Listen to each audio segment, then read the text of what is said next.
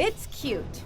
It's fun. It offers some nice customization, but about halfway through Final Fantasy Explorers, I felt like I'd seen everything it had to offer more than once. That's when the joy began to wane and the boredom began to set in.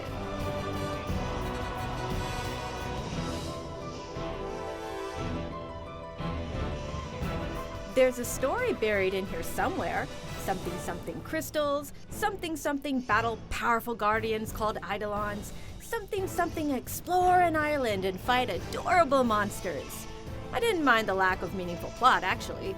After the confusing tangle of story threads that have plagued the last few Final Fantasy games, it's refreshing to turn off my brain and whack away at monsters.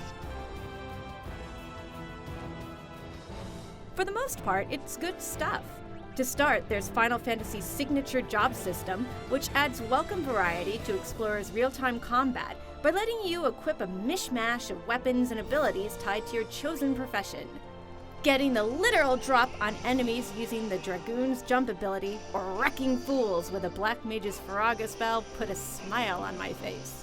Using a phenomenon called Crystal Surges to enhance spells and abilities while in a fight is even more fun. And temporarily transforming into well-known Final Fantasy heroes and using their signature moves is a nice bit of fan service. You can even borrow an Eidolon's power, should you be lucky enough to encase its power in equipable magicite. Another point in Explorer's favor is the customization. Spells and skills can be tweaked and tailored however you want using special mutations learned in battle, which can make them much more effective. You can customize your avatar's look, swap out their armor to create some cool styles, and even dress them as famous Final Fantasy characters. Or you can temporarily alter the battlefield using a feature called Cataclysm, which can neutralize bad weather or change the terrain.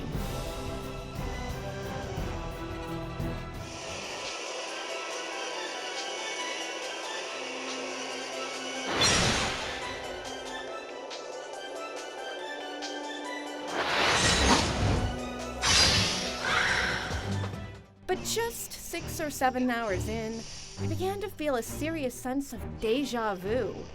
Both main quests and side quests required me to visit the same handful of areas and battle the same Eidolons over and over and over again. Getting to these locations was a pain too, since the town's airship stops are poorly placed. Even with randomly generated dungeons, the maps are pretty linear, and there's not a lot of variety in the landscape. In fact, despite the title, there's not a whole lot of exploring to be done. It didn't help that the camera doesn't tack automatically, leaving me to juggle walking, fighting, and steering the lens at the same time. Once I reached my destination, after a lot of uneventful walking, mind you, I rarely found much of a challenge waiting for me.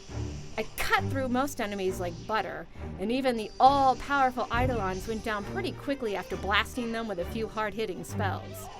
I never really had to worry about running out of ability points either, since they automatically refill in an AP gauge. And if I died in battle, I could revive myself.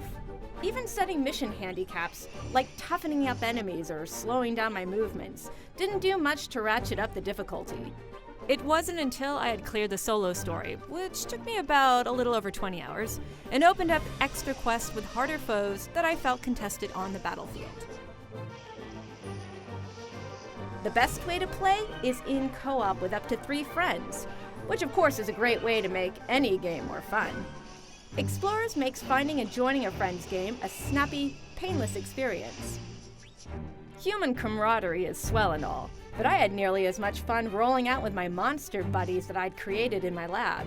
And let me tell you, having notoriously nasty enemies like Moburo and Cactuar on your team is pretty sweet. Their abilities can decimate enemies in seconds flat, which reminds me of how ridiculously easy this game can be, but it sure looks cool. Plus, if I was ever short a player or two in co-op, as team leader I could conveniently fill the empty slots with monsters from my inventory. Final Fantasy Explorers is a lot of fun to play, but repetitive quests of barely their level of challenge and the lack of a decent fast travel system let the charm out of it.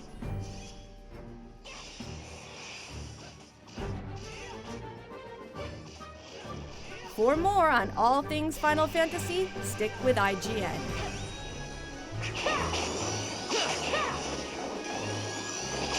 Yeah!